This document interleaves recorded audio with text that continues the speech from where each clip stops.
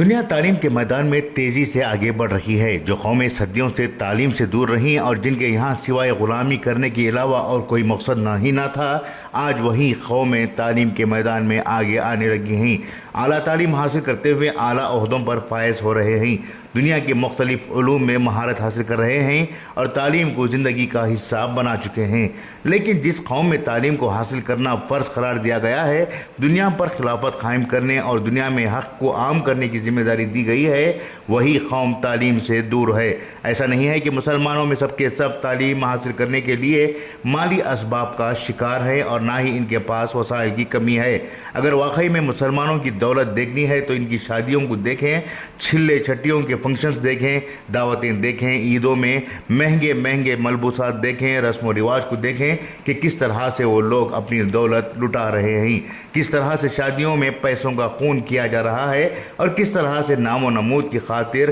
حلال کو حرام بنا رہے ہیں اور حرام کو حلال بنا رہے ہیں۔ اگر ان کے پاس پیسے نہیں ہیں تو صرف اور صرف تعلیم کے لیے پیسے نہیں ہیں۔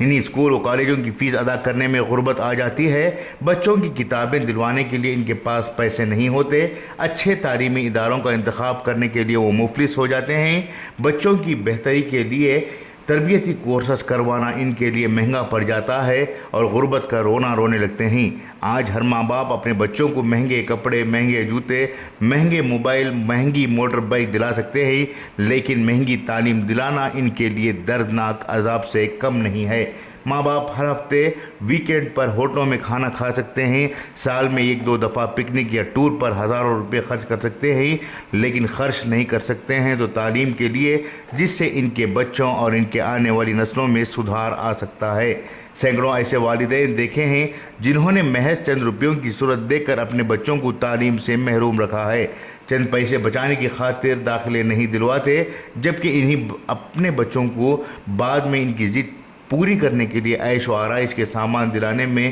کوئی تکلیف نہیں ہوتی۔ کئی ایسے والدین جو صاحب استطاعت بھی ہیں، وہ اپنے بچوں کے مستقبل کی پرواہ کیے بغیر پیسے بچانے کی کوشش کی، جنہیں بعد میں پچھتانا پڑا ہے۔ افسوسناک پہلو یہ بھی ہے کہ امت مسلمہ کا بہت بڑا پیسہ شادی بیاہ پر خرچ ہو رہا ہے، اور وہ بھی صرف اس لیے کہ شادی بیاہ میں وہ تعریفیں بٹور سکیں۔ حالانکہ اسلام میں نکاح کو آسان بنایا گیا ہے اور زنا کو مشکل بتایا گیا ہے، لیکن یہاں نکاح کو اس قدر عیش و دکھاوے کا موقع بنایا گیا ہے کہ وہاں پر ایک نکاح کی سنت کو ادا کرنے کے لیے سینکڑوں حرام کام، گناہ اور زنا کے مواقع فراہم کیے جا رہے ہیں۔ اگرچہ کہ ہر مسلمان یہ کہتا ہے کہ آج تعلیم کی ضرورت ہے، لیکن اس ضرورت کو پورا کرنے کے لیے وہ ذہنی طور پر تیار ہی نہیں ہے۔